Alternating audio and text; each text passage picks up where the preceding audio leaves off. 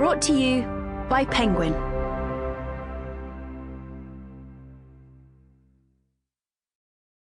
About Us by Sinéad Moriarty. Read by Ceire O'Donoghue.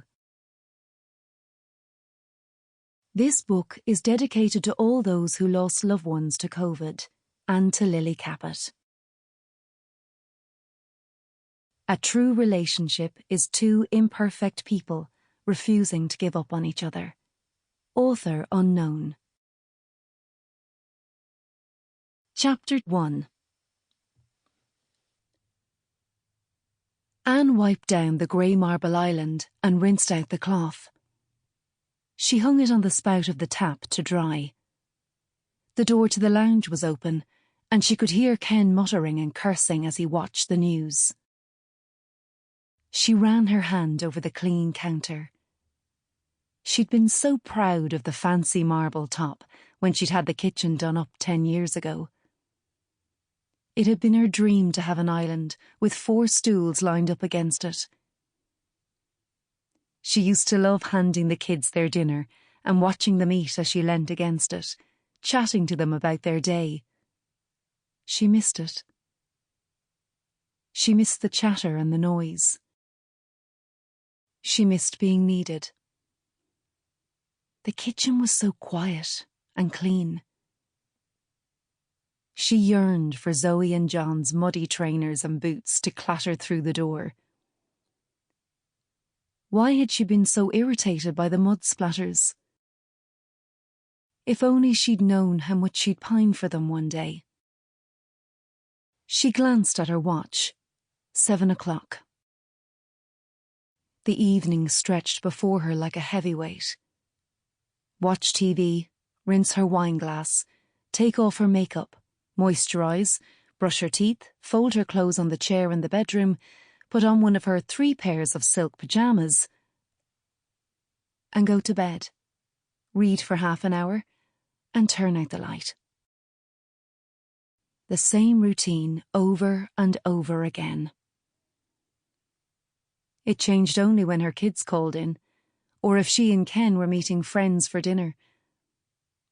How often did that happen? Anne frowned as she tried to remember the last time she and Ken had gone out for a meal.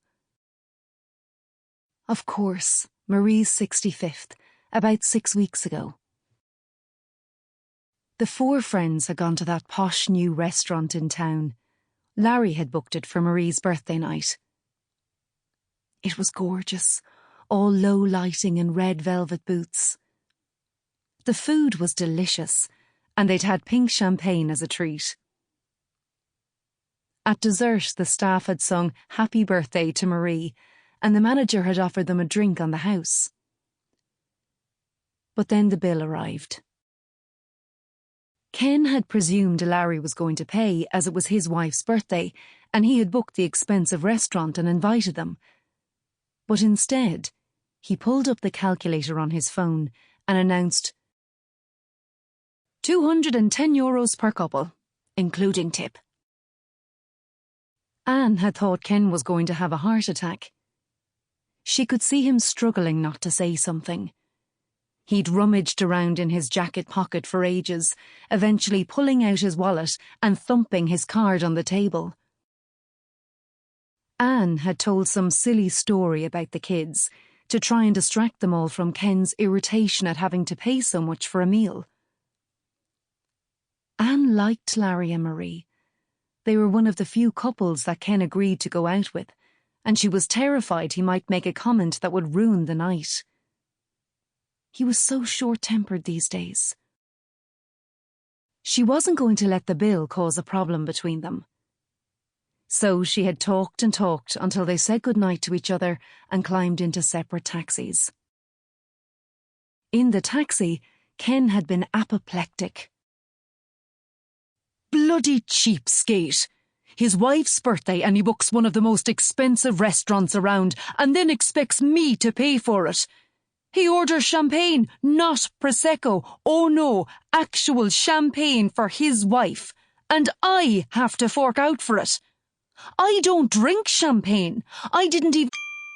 Sample complete. Ready to continue?